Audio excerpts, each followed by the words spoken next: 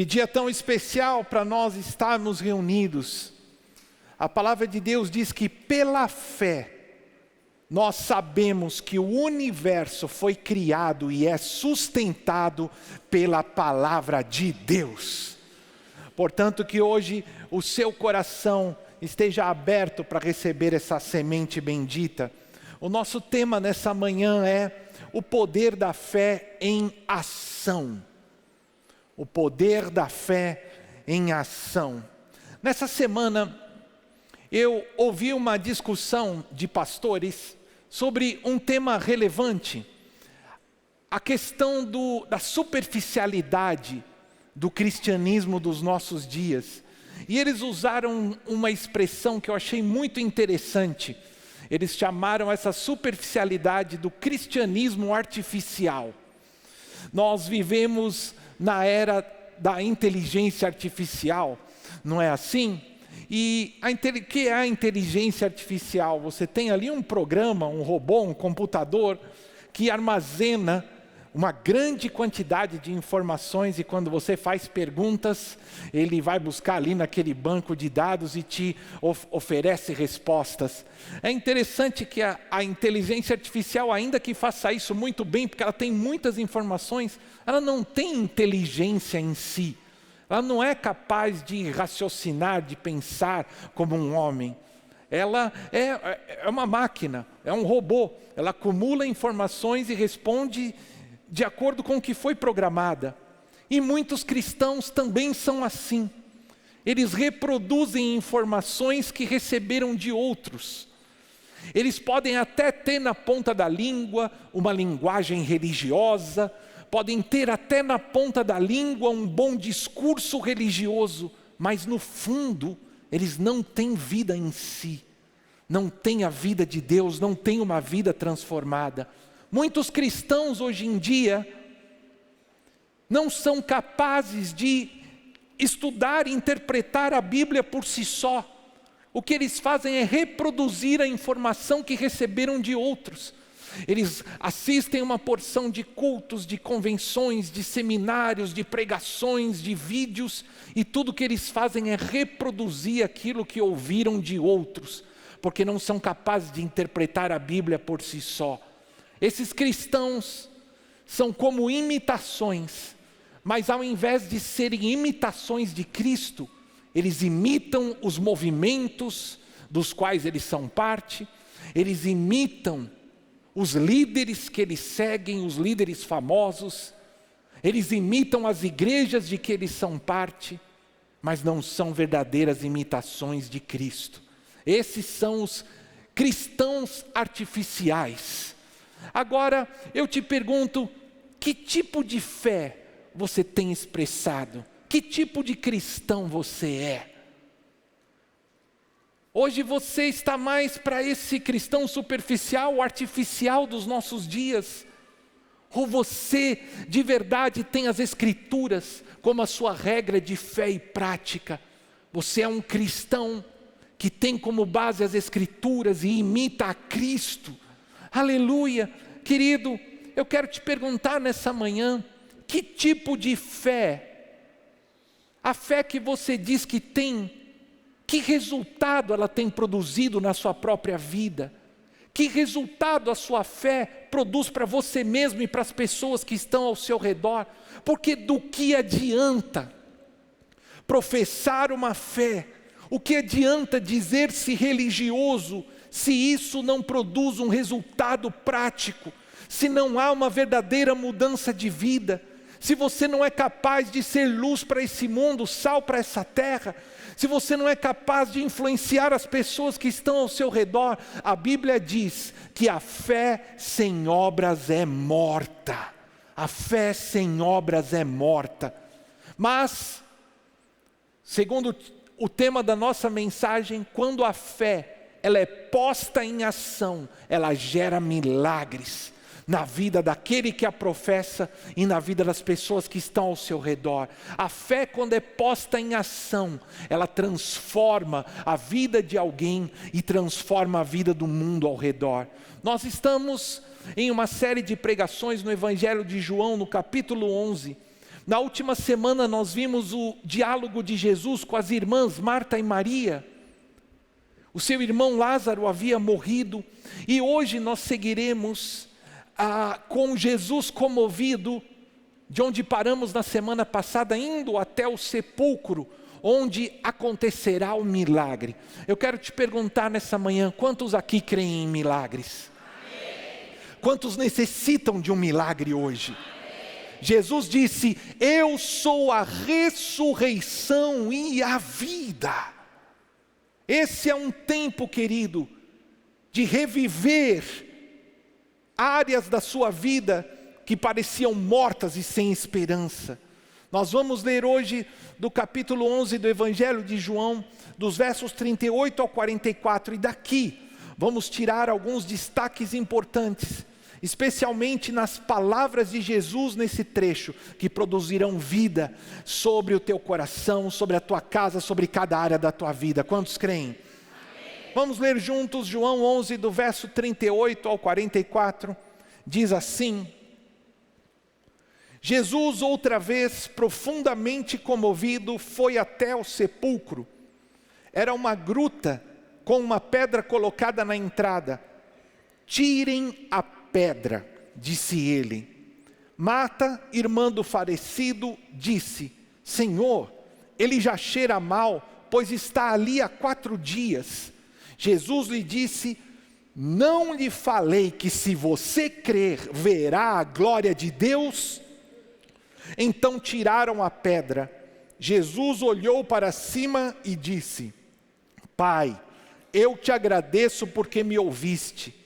Eu sei que sempre me ouves, mas disse isso por causa do povo que está ali, para que eles creiam que tu me enviaste.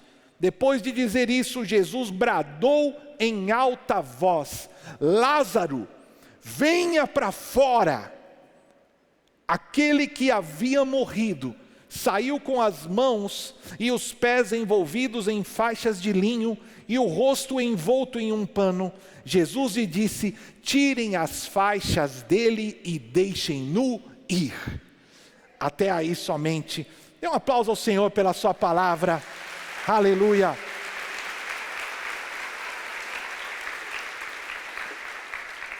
Esse foi o 7º sinal miraculoso que Jesus realizou no Evangelho de João. E cada um destes sinais apontam para verdades maiores. São como pistas que apontam para um tesouro. Por exemplo, Jesus multiplicou os pães e peixes para demonstrar que Ele é o pão da vida. Jesus trouxe luz ao cego para demonstrar que Ele é a luz do mundo.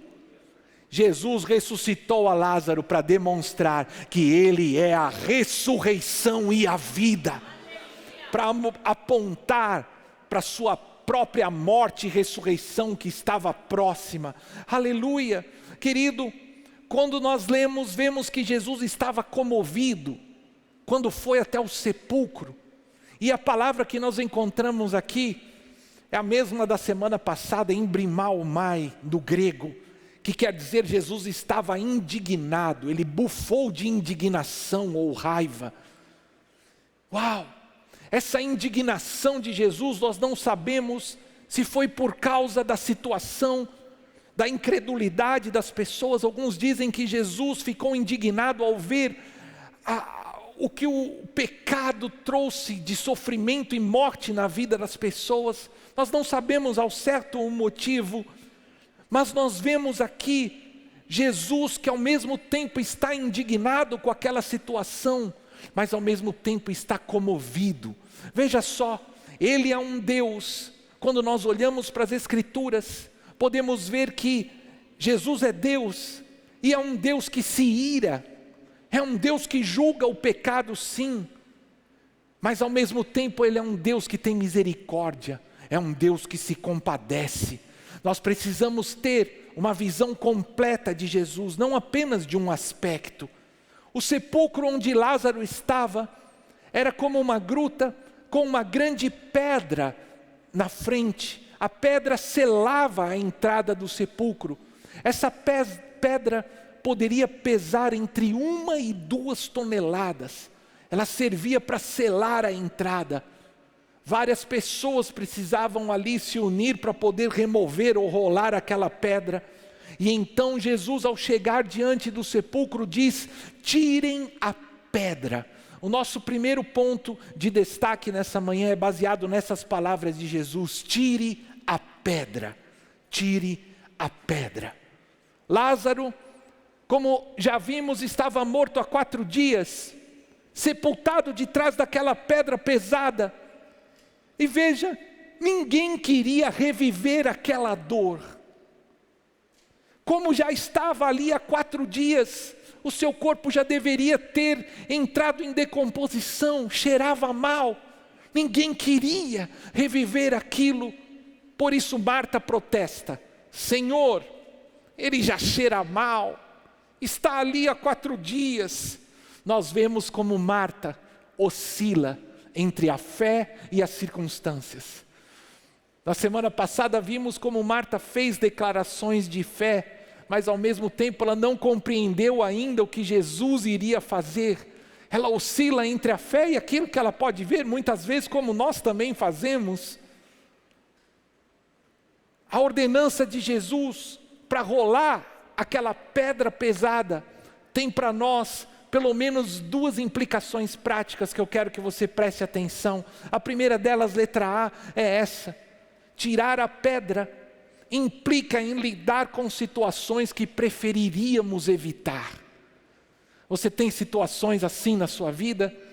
Há situações que cheiram mal, situações que trazem dor, e que nós preferimos deixar de lado, preferimos nem tocar nesse assunto. Tirar a pedra significa ter que lidar com situações que nós não gostaríamos de mexer. Tirar a pedra é ter que enfrentar uma situação difícil no passado, que trará mais dor. Tirar a pedra é ter que abrir a porta para aquilo que cheira mal. Tirar a pedra representa situações que nós preferimos deixar como estão, porque elas vão gerar incômodo, mau cheiro ou dor. Eu outro dia estava aconselhando um rapaz que me pediu ajuda, e depois de um tempo de conversa, logo ficou claro que ele tinha alguns problemas emocionais, alguns problemas de relacionamento e algumas situações que ele precisava de reconciliação com a sua casa, com a sua família. E quando eu percebi isso e falei para ele: olha, você precisa de restauração na sua área emocional, eu recomendo para você assistir essas aulas, fazer isso. Também há algo que você precisa fazer quanto à sua família. E ele respondeu para mim: ah, pastor, mas eu não quero fazer nada disso. Eu não quero tocar nesse assunto, eu prefiro só ler a Bíblia e orar. Ele disse para mim: porque quando eu vou ver essas coisas de cura interior, ou quando eu tenho que focar nas minhas emoções, na família, ao invés de melhorar, eu pioro. Então eu não quero fazer essas coisas, eu prefiro só ler a Bíblia e orar. Veja só, essa tem sido a atitude de muitos. Ah, eu não quero falar sobre esse assunto. Ah, sobre o meu casamento, ou sobre a minha família, ou sobre essa área da minha vida emocional. Melhor deixar para lá. Eu não quero ter que enfrentar essas coisas. Agora, querido, ouça bem.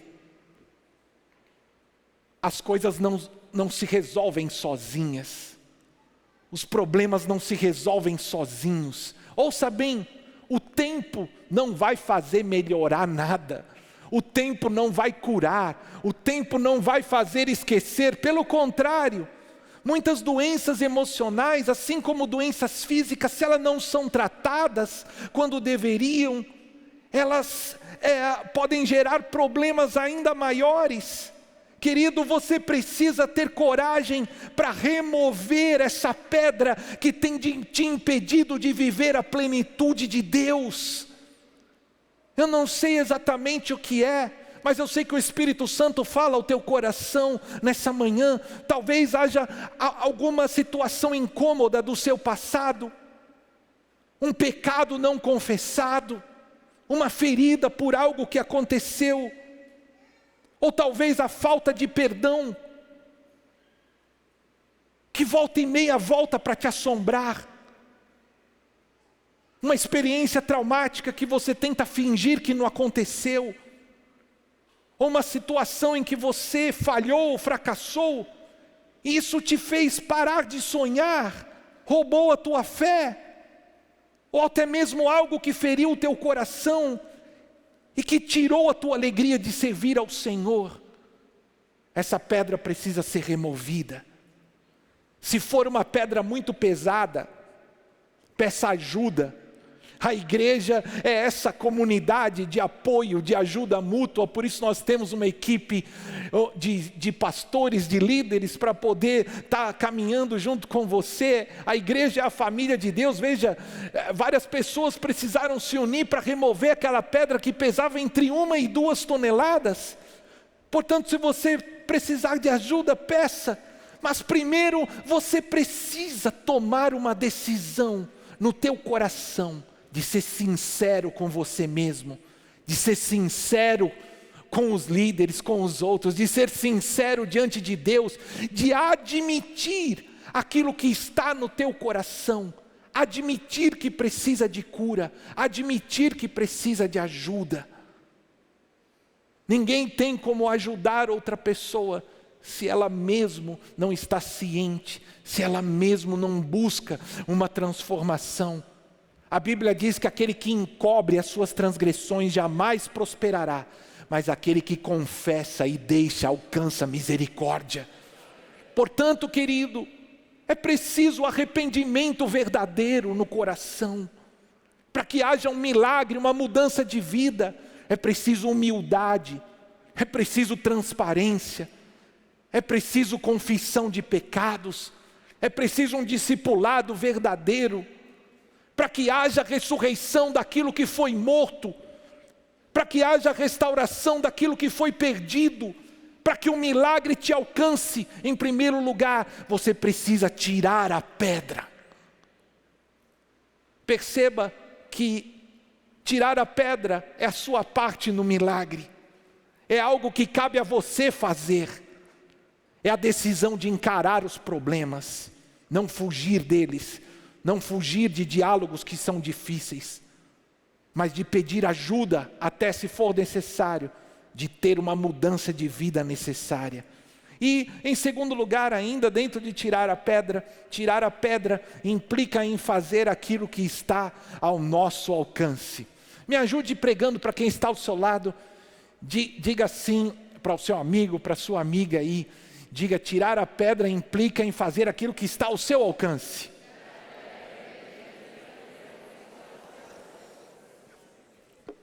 Perceba, só Jesus podia levantar Lázaro dos mortos, não é verdade? Mas tirar a pedra do sepulcro é algo que eles mesmos podiam fazer, que eles mesmos tinham que fazer. Veja, Jesus não exclui a participação humana na hora de um milagre, na hora de realizar o milagre. Tirar a pedra, arrancar as faixas do homem, isso eles podiam fazer, e por isso Jesus ordenou que eles mesmos fizessem. Você busca algum milagre em alguma área da sua vida? Se sim, ore a Deus, peça ajuda de Deus, mas também faça a sua parte. Faça aquilo que está ao seu alcance. Se for um cargo, uma prova, estude mais. Trabalhe mais, trabalhe bem. Administre as suas finanças, cuide bem do seu dinheiro, diminua os teus gastos, cuida do teu matrimônio, invista na tua família, invista no teu matrimônio. Você quer ver a salvação de outras pessoas? Testemunhe. Ou seja, há uma parte do milagre que está nas tuas mãos, e Jesus não vai fazer por você aquilo que Ele te deu para fazer. Quantos entendem a palavra de Deus nessa manhã? Jesus está pronto para fazer um milagre. E o que é um milagre? Um milagre é uma intervenção divina no curso da natureza. Ou seja, um milagre é aquilo que você não pode fazer, mas cabe a você fazer o que está ao seu alcance. Jesus não fará por você aquilo que cabe a você fazer. Quantos compreendem a palavra de Deus hoje? Quantos podem ouvir a voz de Deus hoje? Tira a pedra. Ainda que com esforço, ainda que te custe, ainda que te doa, ainda que você tenha que pedir ajuda de outras pessoas, faça o que está ao teu alcance, para que um milagre venha acontecer na tua vida. Quando Marta protesta e diz: Senhor, já está cheirando mal, Jesus diz a Marta: Marta, eu não lhe falei, se você crer, você verá a glória de Deus. E o mesmo Deus diz a você nessa manhã: creia e verá a glória de Deus. Aleluia. Diga para quem está ao seu lado: creia e verá a glória de Deus. Ei, Marta, Fábio, Pedro, Marcelo, eu não lhe disse? Eu sou a ressurreição e a vida, disse Jesus. Ele já tinha advertido os seus discípulos que aquela doença não seria para a morte, mas seria para a glória de Deus. Agora veja, a fé, ela nos faz ver a glória de Deus. A fé nos faz ver além do que os nossos olhos humanos podem ver. Creia e verás. Marta, ao invés de se lamentar, ao invés de duvidar, ao invés de questionar, creia e verás a glória de Deus. Jesus diz para Marta nessa hora: eu já não te falei? Uau! Será que Deus já tem falado conosco? O Evangelho de João foi escrito para que você creia. Creia que Jesus é o Filho de Deus e crendo tem a vida no seu nome. Eu ouvi certa vez uma ilustração muito interessante, de que a fé é a moeda de troca do reino de Deus. Assim como no nosso país você tem uma moeda, o real, nos Estados Unidos é o dólar, você usa essa moeda para fazer troca, para adquirir o que você quer. A fé é a moeda de troca do reino de Deus. A fé é a chave da porta dos milagres, da porta da manifestação da glória de Deus. Creia e verás. Quando você cresce em fé, quando você tem fé, os seus olhos se abrem para ver o impossível, para ver aquilo que Deus prometeu como algo já prático na sua vida. Aleluia. Creia e verás a glória de Deus. Em terceiro lugar, nós vemos o poder da oração e da ação de graças.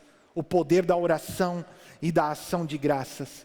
Jesus, depois de removerem a pedra, ele ora: Pai, eu te agradeço porque me ouviste. Eu sei que tu sempre me ouves. Aleluia.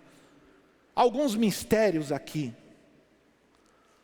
Como que o sepulcro aberto não cheirou mal? Quem pode me responder? Como o corpo de Lázaro não se decompôs depois de 4 dias? O milagre já estava na agenda do Pai. Jesus, ele já sabia desde o começo aquilo que faria.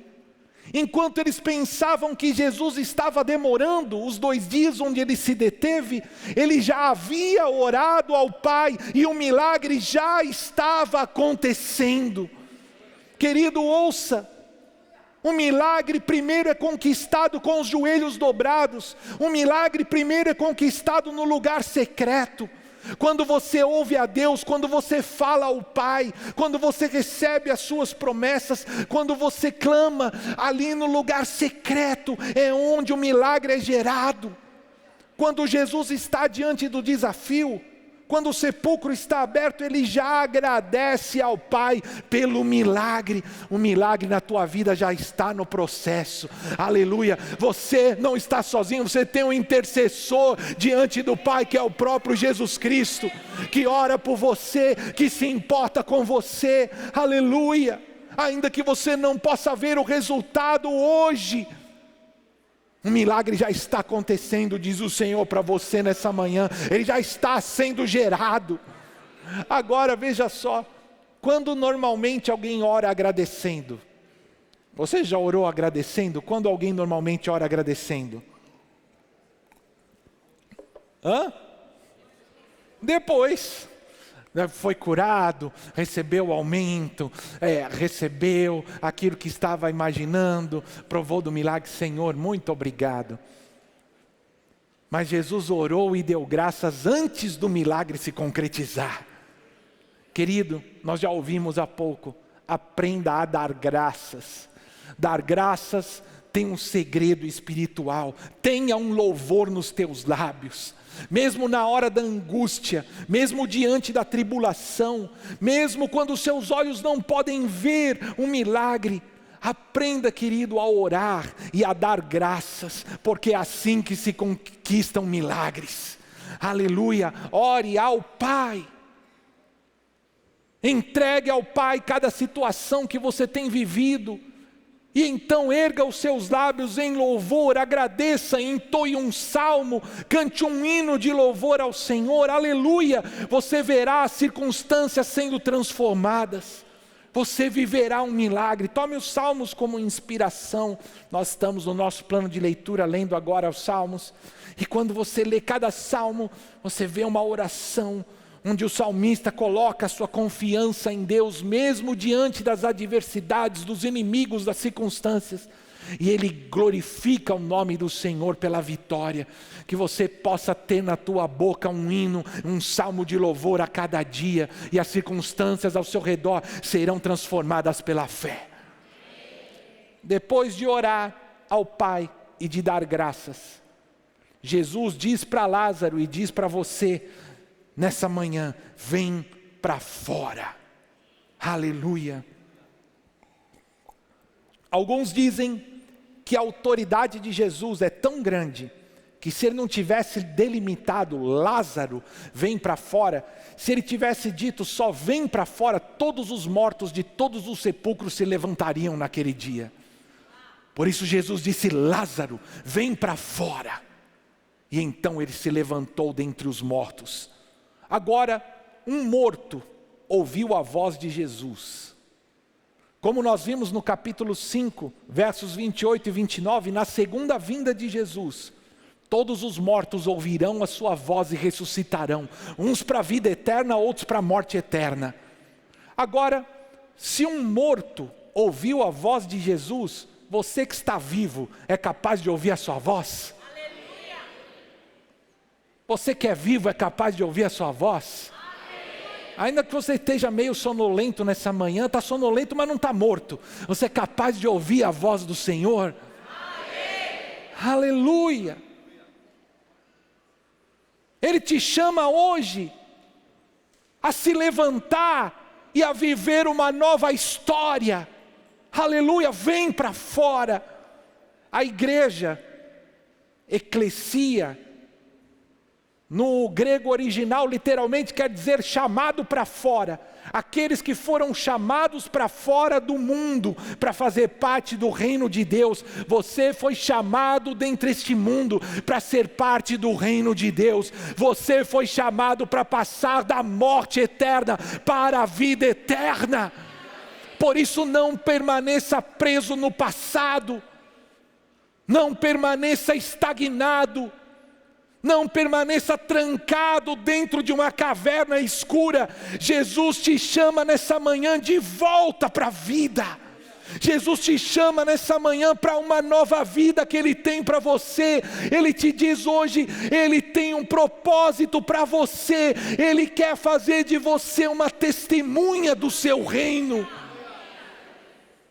Assim como muitos creram em Jesus pelo milagre na vida de Lázaro, Ele te diz nessa manhã que muitos crerão nele pelo milagre que Ele fará na sua vida.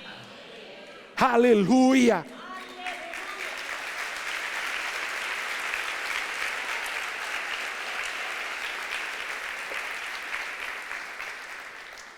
Sabe por que você viveu tudo isso? Alguns se perguntam: Senhor, por que eu vivi tudo isso? a sua vida será um testemunho vivo para a glória de Deus. A sua vida será um testemunho do poder de Deus nessa terra. Aleluia! Por isso o Senhor te diz hoje: vem. Jesus está te chamando hoje a viver uma nova etapa. Aquilo que você pensou que seria o fim, na verdade marcará um novo começo na tua vida, diz o Senhor. Lázaro se levanta dentre os mortos pelo poder de Deus. Mas ele ainda tinha as vestes mortuárias. Ele estava todo enfaixado, mal conseguia andar. E Jesus então dá mais uma ordem: desate-o e deixem-o ir. Aqui está o nosso último ponto nessa manhã. Tire as amarras e siga adiante. Me ajude aí pregando para quem está do seu lado: tire as amarras e siga adiante.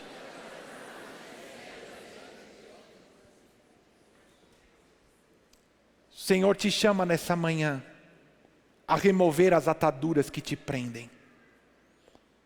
Tira as vestes do velho homem, manchadas pelo pecado, e veste as vestes limpas, santificadas, lavadas pelo sangue do Cordeiro. Outros ajudaram Lázaro a fazer isso. De novo, a igreja está aí, como essa comunidade de apoio, de discipulado. Por isso, a equipe de líderes, de pastores, as igrejas em casa, para que você tenha essa oportunidade. Não desperdice essa oportunidade, querido, de ter um líder, um pastor, mas de verdade. Não é só assistir uma reunião, mas alguém que você pode contar, pedir oração, ser transparente, falar sobre os seus problemas, que te ajude a remover a pedra, que te ajude a tirar as faixas. Aleluia! Aprenda a buscar ajuda, a ser humilde, a ser verdadeiro, a ser transparente, ao invés de fazer de conta que tudo está bem, quando na verdade não está.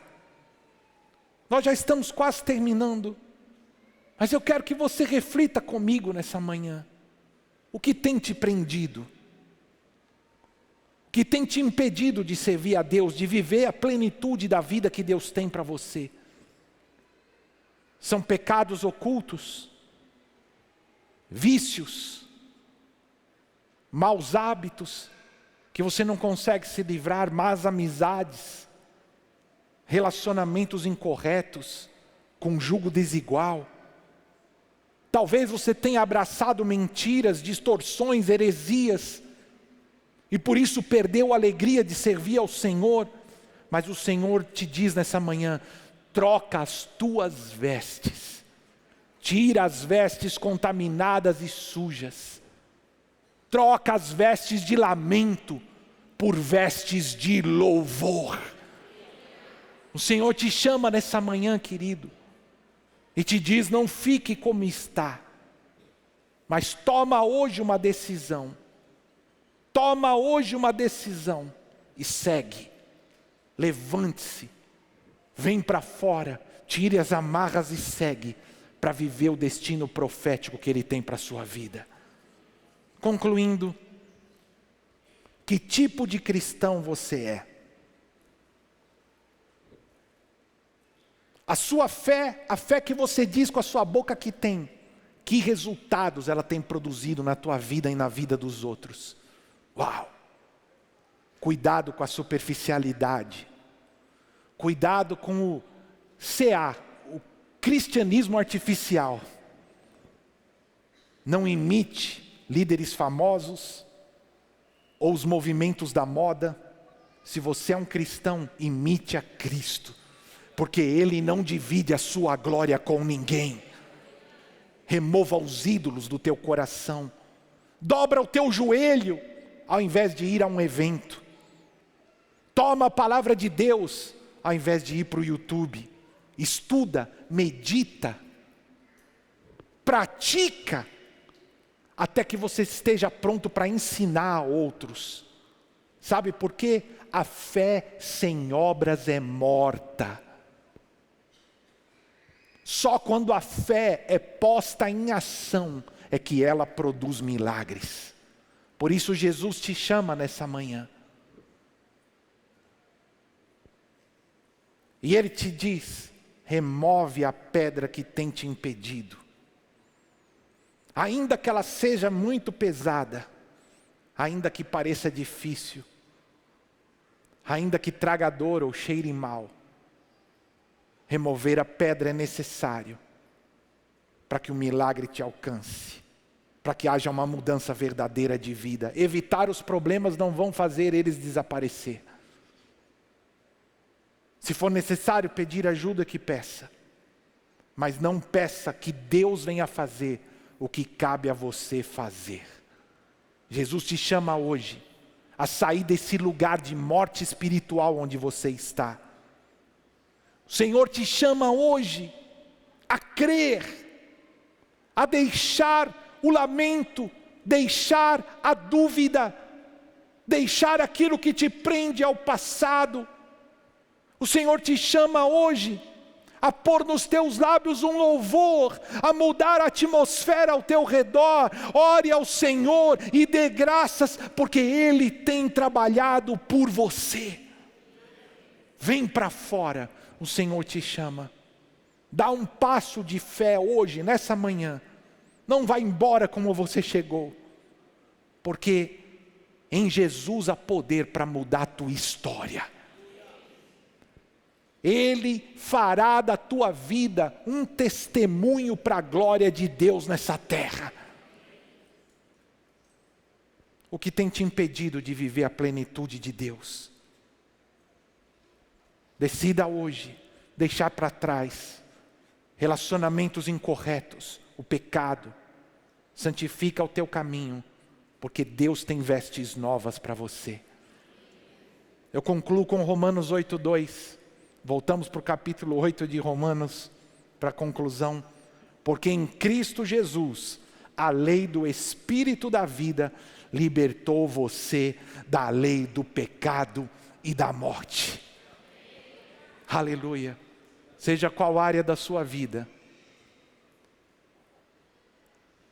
onde você pode ver morte, desilusão, desesperança, a lei do Espírito e da vida venceu a lei do pecado e da morte. Jesus é a ressurreição e a vida. Quem nele crer, ainda que morra, viverá. Não morrerá, mas viverá eternamente. A morte não prevalecerá. Ele tem vida plena, a vida de Deus para você, uma vida que transborda, uma vida plena.